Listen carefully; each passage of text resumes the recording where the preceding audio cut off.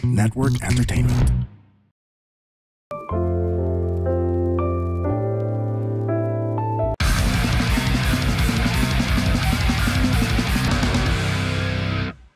Hello guys! Welcome to Hindi Kita Matutulungan, ang podcast na hindi ka matutulungan. Ako si Andren Bernardo, nandito naman tayo sa isang episode. Bago tayo mag-start, ito na yung bagong thing sa Hindi Kita Matutulungan. Yung mga... Nakapaglo na yun, bagong thing pa rin. Hindi yung rants ko, the Bernardo rants, na sobrang paborito ng mga listeners. So pag-usapan natin, medyo serious topic. Let's talk about, recently may nangyari. Hindi ko na sasabihin yung name ng person. Medyo, she unalived herself. Tapos, ang weird nun kasi baka sinasabi niyong clout chaser ako. Very, malapit to sa puso ko, or brain ba rin? Kasi medyo... Dahil may ano ka rin. Yeah, medyo, like, a bit lang. Mm-hmm. My tito killed himself because of depression. Mm-hmm. My sister is also diagnosed. So, ang weird nga na kung may nararamdaman kayo, just reach out. Ang weird kasi, mas naiinis ako sa mga taong ang daming ebas, di ba? Pare, life is... Lalo na after the fact. Oo, dude, life is temporary, pare. Pero yung words mo, forever yan, pare. Mm-hmm. Kaya for all the people who contributed to this, mabait man o masama, habang buhay nang nakalagay yon sa internet, yung mga pinagsasabi nyo, mga... Saka alam nyo kayo yung nagsalita. Oo nga nakakaburat. Kaya, alam mo yan, if ever any of you guys are feeling weird, lapit kayo sa mga friends nyo. Huwag sa akin kasi hindi... friends. Hindi naman tayo friends Ito yung weird thing Like pinag-usapan namin ng isang comedian friend to. Comedian friends lang tayo We don't hang out outside this context. And ito naman yung podcast na to. Like, we don't just... Wag niyo ako ilagay sa higher standards, okay? Just talk to your friends. Yun lang. Yun lang yung... Friends, family. Yeah, dude. Meron tayong mga helpline dyan. Oo. Kailangan yung ano. Sa Google, ang dali. Sabihin mo lang helpline. Send nyo sa links nyo. Kasi, dude, tangina, mahiya kayo sa sarili nyo. Sino? Ha? Sino? Yung mga Yung mga kupal. Ang dami kasing, ang daling magsalita online kasi walang repercussions kaagad Yes, sir. Dapat pagka-send mo, may app. Ng accountability. Oo, dude. Accountability. Ito yung burat pare. Eventually, mawawala yung quote-unquote awa natin. And it's how life works naman. Pero yun, that's what's frustrating Kaya kayo, mga putang ina niyo. Yun lang. Ayusin yung buhay niyo. Oo. Okay, balik na tayo sa funny letters. And now, to fuck people's lives. fuck people's lives up. Hi, Andren. Tawagin mo ako sa pangalan Mahatma Ratbu. Ikaw ba nagpapangalan sa mga to? Hindi, sila minsan Nakakatawa pagkatapos seryoso. Okay, Mahatma Ratbu. Madalas ko kasi nakakasabay si James Karaan sa Anytime Fitness. And gusto ko sana siya tropahin. Wala lang, gusto kong magkaroon ng kaibigan or artista na sikat Haha. Hindi naman siya snob nung unang beses ko siya nilapitan. Kaso putang ina, parang nakaka-estorbo na kasi ako sa workout niya. Kaya hindi ko na siya kinakausap kasi nakakaramdam na ako. Tama naman. It is probably the only time na nakaka-unwind si James kaya siguro gusto niya mag-focus and i-turn off ang kanyang artista-comedian switch. Probably he also wants to get the fuck out of the gym ASAP kasi sobrang busy niya. Anyway, ito yung question ko. Pagpatuloy ko lang ba ang pagiging feeling close sa kay James o antayin ko na lang ba kayo ni Red na mag-gym para kayo na lang kulitin ko? Kung may iba ka pang advice na hindi makakatulong sa akin, I'd also appreciate that/those. Anyway, thank you, Mahatma Ratbu. So tama naman to. Like, hindi mo ini-istorbo si James. Gago ito yung advice ko sa'yo. Go lang. Go lang. Like, di ba kung nagsha-shoulder si James, yakapin mo siya sa likod, tas, ganda, Paps, ha? Okay ako nagbe-bench press, kilitin mo siya sa ribs. Doon ma-appreciate ni James. James yun. Sobra. Okay, gawin mo yung stand-up niya sa harapan niya. Oo. Ginagawa namin parati. Ilang reps na? 20? Tagalog mo na. Di 20 reps. kulitin mo siya.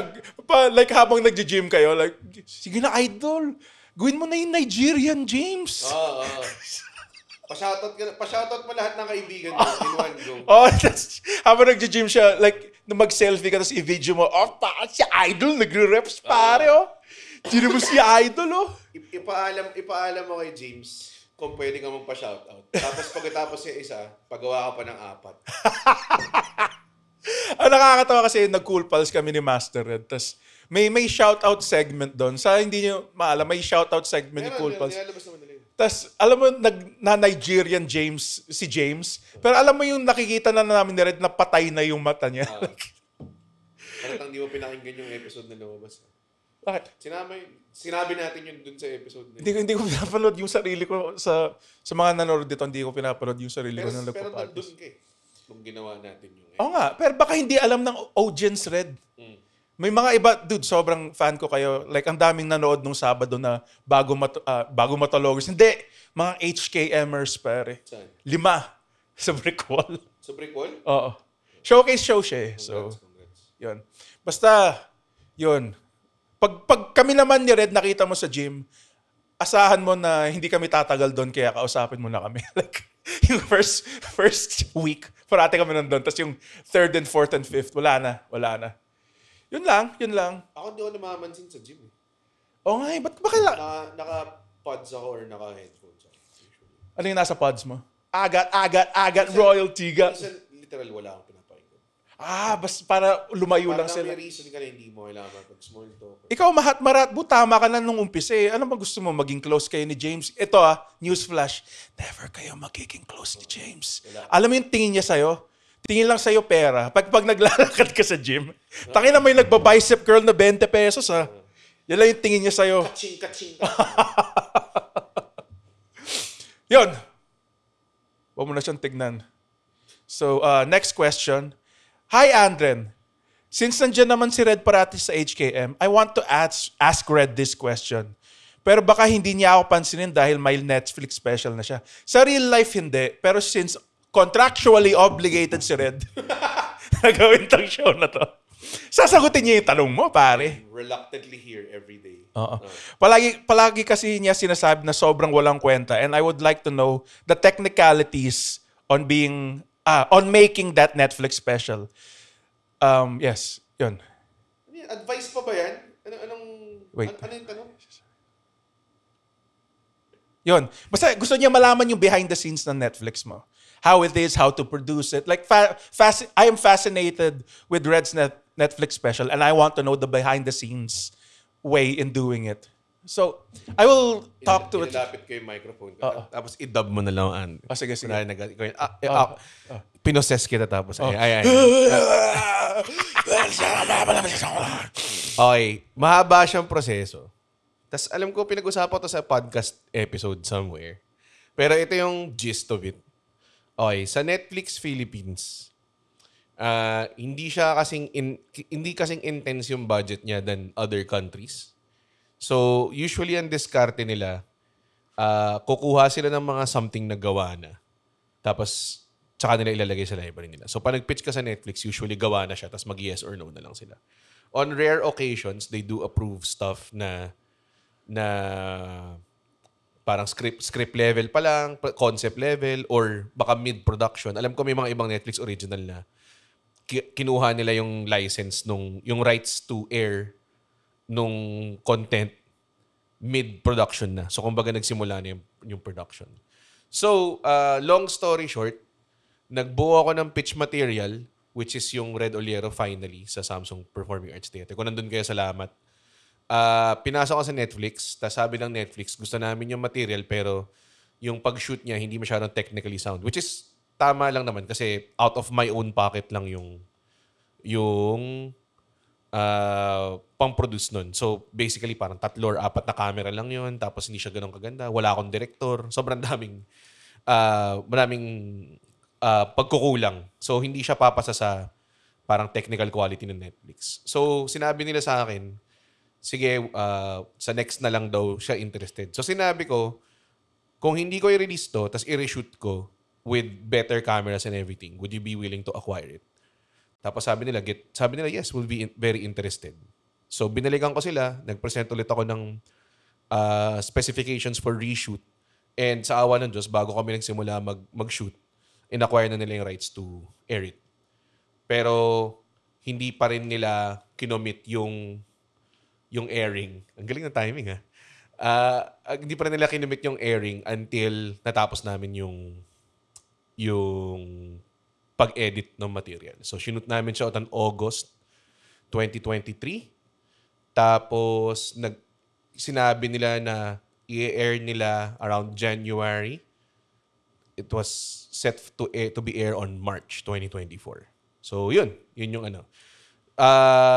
Medyo malaking risk on our part because nagsimula kami produce. Tapos sila, ang deal is kapag dinicide nilang, kunwari, nakita nila yung material tapos di nila gusto, they could still decide not to air it.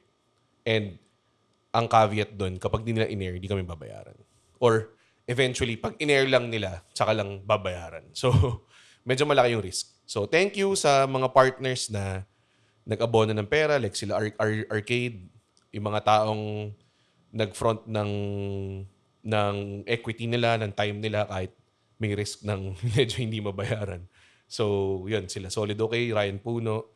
So, ang pinaka-main proponents nun is ako, si Ryan Puno, si Marius Talampas ng Arcade Film Factory. So, yun. That's the short gist of it. At it could be very different from other people. Pero ganun yung nangyari sa akin. Nag-pitch ako, nagustuhan nila, pero hindi nila gusto technically, so nagpa-reshoot ako. Tapos pumayag sila sa reshoot. Yun. Thank you. I hope hindi kita matutulungan. Grabe yung commitment to the bit nun, Buta. Okay. Hindi naman makikita to ng mga hindi nanonood ng YouTube, eh. Habang nasa loob ako sa'yo, nasa loob, nag-switch tayo ng katawan. Oh, daming space. Tigilan natin ito. Hindi nakakatawa kasi. And by the way, Movie Magic, nag-shoot si Red ng 3 special for, nag-shoot siya ng 3 show para lang dun sa one night na yun ko. Same outfit. So, Movie Magic. Tapos nag-open kaming dalawa ni Alexio. We did well. Baho ng t-shirt ko. Sinasok. Third show na. Okay. Okay. To. Hi, Sir Andren, King Freak ng Pangasinan. Tawagin mo na lang ako sa pangalan ng Bangus. Bangus Indie Bangbas. Okay. Recently, my 2 friends set me up on a date. A group date para mareto nila yung kakilala nila sa akin. I'm 28 and single for 10 years. Aha, loser. So 18? 10 years? Teka lang, paano? I'm 28 siya. I'm 28 and single for 10 years. So 18. Oo. 18 siya. So, ibig sabihin 18, nagka-jowa na siya. Bakit? Naunahan kita pare. 26 ako naka-jowa. Oh, go. Okay. I am 28 and single for 10 years but was able to date 3 people during those times kahit papano. Di ko naman binasa kaagad. Bobo mo, Andren. Surprisingly, it turned out well naman, and after our first meeting, we talked for a month. I thought we were on the same page pero may naging isang convo kami about relationships and how he opened na hindi pa raw pala ulit siya ready to get to know a person further and if okay lang daw maging chaotic buddies na lang muna. Ano yung chaotic buddies? I know what that means. Tangina, mag-hold up kayo parang si yung dalawang robbers eh. Ngayon ko lang narinig. Si Dick and Jane. Chaotic buddies. Bonnie and Clyde. Oo, sana matulad din kayo sa kanila. Kasi tinadtad sila sa huli. I have no idea at all what he meant by that. I tried to understand him pero it seems na siguro hindi lang kami align sa trip namin. Hindi ko na rin siya ulit kinausap after a while. Ayoko lang kasi mas maguguluhan. Sana directly na lang niya ako ni-reject. Mas gets ko pa. I'm trying to understand the concept of this chaotic body. Magulo na nga buhay ko tapos ganun pa yung gusto niya. Sheesh! More power sa HKM bago matulog. From one of your female listeners, Bangus. Blank. Okay. Nilagay ba niya yung pangalan niya? Yeah, nilagay niya yung pangalan niya. So, malalaman nyo na ako yung gumagawa ng pangalan kasi on the spot. Pag yan. So, what did he mean by chaotic bodies? Alam mo, this is a classic Red, pare. Parang a tale as old as time to eh. Meaning, Ayaw maglagay ng label? hindi, it's the fizzling out of conversations, pare. Eh. Ang dali-daling mangyari yun eh. Like, kunwari sa Bumble, matching is only the first part of the game, pare. Unang chamber pa lang yan, pare, sa 36 chambers ng Wu-Tang, pare. Ang hirap eh. Ano ba sinasabi niyang chaotic bodies? Nagpapatawa ba siya? Diba? Ang weird eh. Nakaka-brut yung sitwasyon niya. 28 years ka ng single, tas alam mo, ang gawin mo, i-sit down mo yung friends mo na nagreto sa'yo ng guy na to. Tapos sabi niya, putay na kaibigan niyo ba ako? Ba't niyo ako nirereto sa mga incel? Kaibigan niyo ba talaga ako? Minsan kasi pare, yung mga Chaotic bodies. chaotic bodies. Nakakainis. Sobrang yun yung pinaka-pathetic non-committal shit na narinig ko eh. Chaotic bodies. Hindi tayo. Chaotic bodies. Hindi man lang friends with benefits. Like, Hindi man lang situationship. Oo nga, yung situationship, sobrang bad trip na nga rin ako dun eh. Chaotic bodies. What did he mean? Like, pwede kayo mag-sex? Kasi chaotic Pero eh. mag-aaway kayo after. Hindi, magsa-sex kayo sa simbahan. Yung mga ganun, chaotic eh. Chaotic, tama. Oo. Sinuchupa siya sa loob ng bus. So wait, ano nangyari? Na public, ano yung resulta? Nag-fizzle out. Di na niya siya pinansin. Ano yung question? Sorry. I'm trying to understand the concept of this chaotic body. Like, naguguluhan siya sa guy. I think naguguluhan siya sa guy. Sometimes kasi mga dudes, dapat straight up na kayo eh. Totoo. Minsan kasi, kasi gusto ko situationship. Takot ako ma-reject eh. Sobrang cute mo kasi at ayokong sirain yung relationship na to dahil sa akin eh. Sorry, medyo. Yan yung ginagawa ko nung high school, Red eh. Angas ba yan? Oo. Angas to, dude. Well, pero hindi tayo umabot sa level. Like, hindi tayo ladies man. Pero never ako umabot sa level na tawagin kong chaotic body. Sobrang bobo na. Alam mo lang, this guy had it na eh. Oo nga eh. Interested Gusto naman siya yun. Oo ng nga girl eh. Oo eh. Ito, sabihin mo na lang, doon sa guy, kung gusto mo pang makipag-usap sa guy, hoy loser, anong ibig sabihin ng chaotic bodies, ha? Gusto mo ba o hindi? Di ba? Tapos sabihin mo sa friends mo, saan ba nila nakuha yung tanginang guy na to? Gusto mo lang nga normal na guy, tagal-tagal mo lang di na kayo pag-date. Tapos kinuha sa incel.com, ba yung guy na to? Dapat ganyan, kailangan, pwede mong upakan yung nagreto sa'yo. Ayaw nga, dapat i-3D mo yung nagreto. Siya, 3D mo sa table. Tangina. Well, yun lang ang advice ko. Kung gusto mo pa, kausapin mo. Pero kung ayaw mo na, magharap ka na lang pare. Ano mo ibig sabihin ng chaotic body? Baka naman dadalhin ka niya sa adventures. Dadalhin kita sa States. Pakilala mo sa magulang mo, friend mo. Chaotic body. Saka ulo puta. Nakakairita. Yeah. Dapat, ang gawin mo dyan, Mga Immortal, listen to the Underpaid Podcast with me, Stanley Chi, wherein we talk about work-related topics in a light manner na parang nagchichismisan lang tayo or nagkukwentuhan. Listen for free on Spotify, Apple Podcast, or kung saan ka man nakikinig ng podcast. Kita-kits! alam mo, feeling ko okay lang dun sa girl kung feeling ko kasi gusto ng girl magtotoong relasyon. Putang ina. Yun yung girl yung nagsulat. Nagla-larping tong putang. Putang ina. Nagla-live action roleplay tong. Nag-a-attend ng Comic-Con to puta.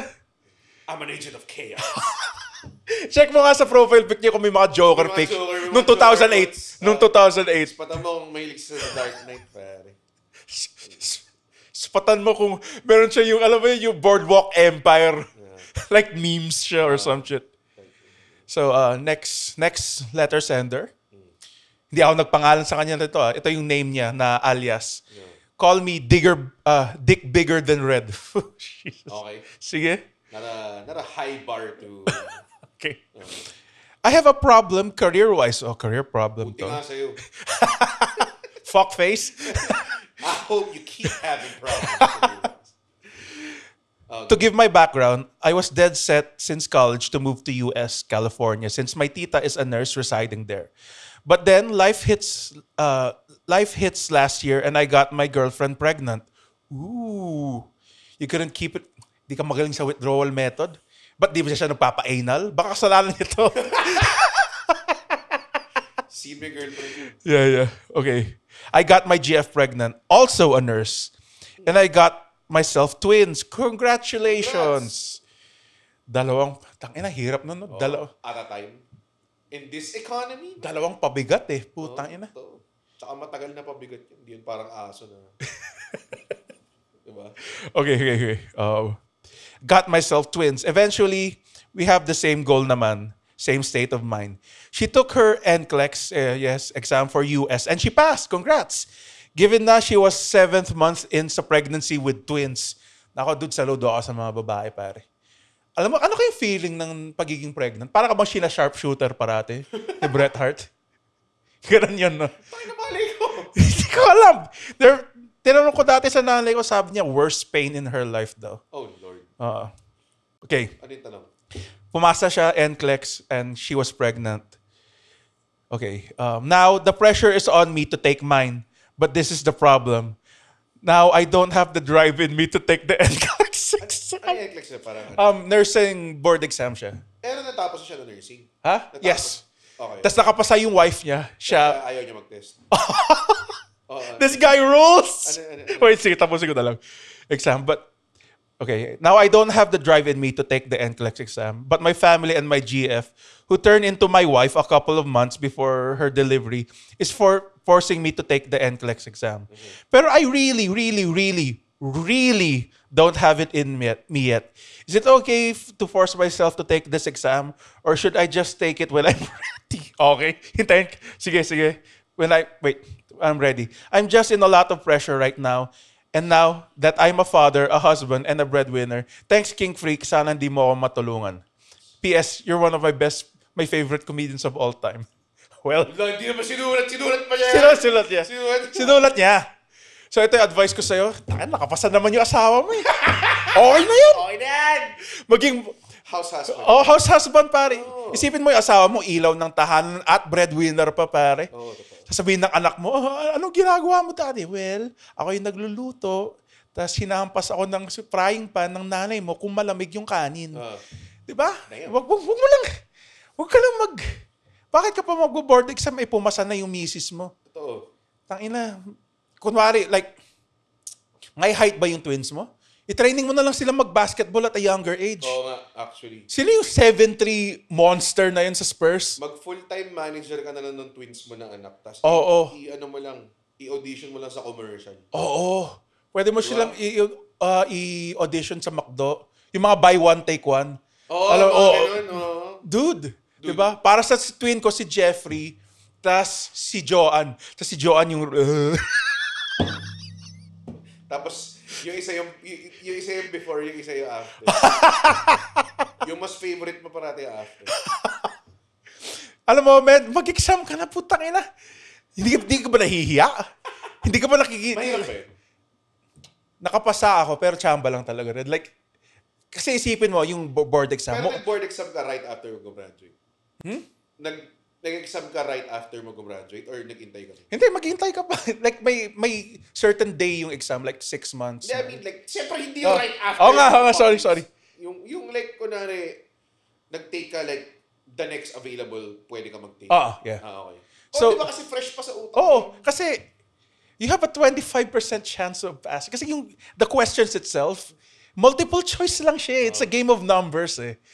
So, wala siyang essay. Wala. Kung meron of fill in the blanks o essay, dude, maraming babagsak. May 25% chance pala siya. Kaya... Pero di niya alam. He's a genetic freak.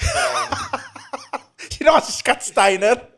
Bakit kasi naiinis ako? Ba't bigla kang nawala ng heart? Nandun ka na eh. Nandun ka na eh. Ito, feeling ko ito. Tinamad na. Hindi, feeling ko yung sa guy, kung bumagsak siya, tas yung asawa niya pumasa. Hindi pala ako worth it para sa'yo kahit binuntis na kita. Like, ang gago mo eh. Tangina. Na-insecure yun. Na-insecure yun 100%. Mahirap. Like, mahirap siya. Hassle ba siyang i-take? Like, kailangan mo mag-aaral. Nakachamba lang talaga ako. Pero kailangan mo mag-aaral. Hindi ako nag-aaral ako. Hindi ako nag-review center. Parang ang ginawa ko, binasa ko yung mga samples online. Yun lang. Yung mga question samples. Like, Pero lahat yun, 500 question samples, binasa ko lahat yun. Tapos napumasa naman ako. Ang gawin mo na lang, mag-cheating ka. May leakage ba sa inyo? Willing ka bang sumubo ng rat boo para sa pamilya mo? Di ba parati may scandal yung rata sa ganyan? Oh, parati may leakage shit eh. Like dati nga may isang review center, like No, nasa kanila, yung yung exam mismo. So, ang suggestion ko na lang, maging house husband ka na lang. 2025 naman na eh. Hindi ka naman siguro asa rin ng mga benta kumpara. ng Biko, tsaka Toron. Ayan, sa YouTube mo lang kailangan aralin. Walang certification na kailangan. Gago, ako seryoso, pare. Ang dami kang kita dyan. To be fair, like Hirap lang. Mr. Dick Bigger Than Red, hindi ko na rin naman ginamit yung nursing ko. Totoo, ako din naman. Comsci graduate. So, maging komedyante ka. Kuminsante ka. Huwag ka lang mag-aral. Iwanan mo na pamilya mo. Hindi, dude, yun yung the best. Iwanan mo na sila. Huwag mo. Dude, kasi pag iwanan mo na sila, Ganito. start anew. Pag iniwanan mo yung anak mo, magiging desperado yung anak mo, tapos magsasucceed siya. kasi Tama! May chip on his shoulder. Tama, ikaw yung kontrabidang parent sa mga sports Tapos movies. magpakita ka lang sa kanya nung medyo sikat na siya, Oh. tapos makaawa ka. Like, wear tattered clothes. Pwede ba tulungan mo? Kasi anak, may cancer ako. Tapos wala ka palang cancer. Tapos sasabihin, ikaw ba talaga yung tatay mo? Royal Tenenbaums eh. Royal Tenenbaums. May stomach cancer na siya kain na ng kain. Sobrang bullshit. So ito yung, kasi ang dami na nagsasabing nakakatulong ako. Ito, iwanan mo na pamilya mo. Yon. The end. Ay, no. Last question naman. Wait. Oo. Yes, last question na. This is a long one. Hindi ko alam kung ba't ko pinili to, pero ang weird ng kwento eh. So, Isang relationship question lang. hindi. This is a weird one. So, okay. Okay. Nakakatakot ah. Oh, dude. Tawag mo na lang ako sa pangalan Chaewon. Lalaki ako, by the way. Nalaman kong nagbi-beer house dad ko and had an emphasis on and had a relationship with the GRO. Damn, dude. Nalaman ko nagbe-beer house siya dahil sa curiosity got the better of me. Kasi may notice siya nung naiwan niya yung Facebook niyang bukas na nag-I love you sa kanya. May nag-I love you sa kanya sa Messenger. Hindi ko mama yun, ha. Damn, dude. Nabuksan ko yung chat and puta, yung convo nila tungkol sa delayed na regla ng GRO. Oh no, pare. Oh, Lord. Oh, Lord have mercy. Nakakaingit ka. Pwede kang guilt trip in airpot mo. Oo. Na-confront ko naman dad ko. Kami lang nag-usap and strictly libog lang daw yon keso. Lalaki lang eh. Real ass dad talaga. Oh, real ass dads talaga in the world pa. Happy Father's Day sa inyo. Happy Father's Day. Saludo ako sa inyo, mga lalaki. Saludo ako sa inyo. I easily forgave him kasi never naman siya naging pabayang ama. Okay, sinustentuhan naman kami, pinag-aaral kami. Napagtapos niya kaming magkakapatid. Solid provider and solid fatherly advices. Okay? Pero di niya sinunod yung mga advice niya. Tayo. Anak, ang advice ko sa'yo, huwag mong putakan sa loob ang GRO. Best advice ever. Kondom ka, anak. Kondom ka. Lalo na sa mga puta na yan. Ano na yung mga bayaran? Sabihin nila sa puwet, pero pinasok mo pala sa kepias. Sorry. May ilaw, anak. Oh, fuck. Okay. Di alam ng papa na ini-stock ko yung GRO na yon and confirm na may baby siya na bagong lalaki. Oh, shit. Feeling ko yung lalaki na bago, sa tatay ko yon. Timeline was May 2023 nung regla convo and it is now January 2024. Kung may pera lang ako, ipapa-DNA test ko sana yung bata at yung papa ko para may leverage ako. Parang si Batman sa Justice League Doom. Wow. Sige. My question is, pwede mo ba akong matulungan ipa-DNA test to? Sobrang hindi. Hindi! Mahal ba DNA test? Hindi. Who cares kung mahal o mura? Ito kasalanan medyo ni Chaewon to eh. Kasi hindi ko alam kung kasalanan niya. Nakialam siya sa message ng tatay niya. Oo nga eh. Basahin. Papayag kami, pero kailangan namin basahin yung messenger mo. Dude, Dude, privacy naman. Ang weird. Like, gaano ka ba in love sa tatay mo? Ang creepy nun. Like, eto mali yung ginawa ng dad mo. Pero, would you want to know? Like, never akong naging ganun kaklose sa tatay ko na binasa ko yung messages niya. Alam mo, sino dapat may trabaho nun? Yung nanay mo, hindi ikaw. Bakit ikaw Ba't mo binabasa yung... Aksidente ata niya nabasa, diba? So, accidentally niya clinic yung messenger. Tapos clinic yung... Nag-pop up yung notification. Ano ngayon kung nagpapapred? Pwede mo naman... Pag nakita ko yun, kunwari... Para. Kaya pag nakita ko yun, like yung sa nanay ko, at tatay ko, dude, habang magkukunwari lang ako na walang nangyari. Oh my God, ako rin. Tayo na sasabihin. Wala akong pakialam. Dude, sasabihin. Dad, hindi. Kaya siya makalimutan. Pero, Dude, maglalaro lang ako ng Twisted Metal Black, tas okay na lahat. oh. Nakakatawa kasing conversation yan. Nasa McDo kayo magpamilya, tas biglang, teka anak, CR muna ako, sabi ng nanay. Tas sabi mo sa tatay mo, dude, delayed yung GRO na yun. Pero kung gusto niyang malaman, sige fine. Mag-concentrate tayo dun sa... Gusto niyang malaman? Gusto niyang malaman. Wag na! Kailangan ba ng DNA test na? I-confront na lang yung tatay niya. Yun, libre yun.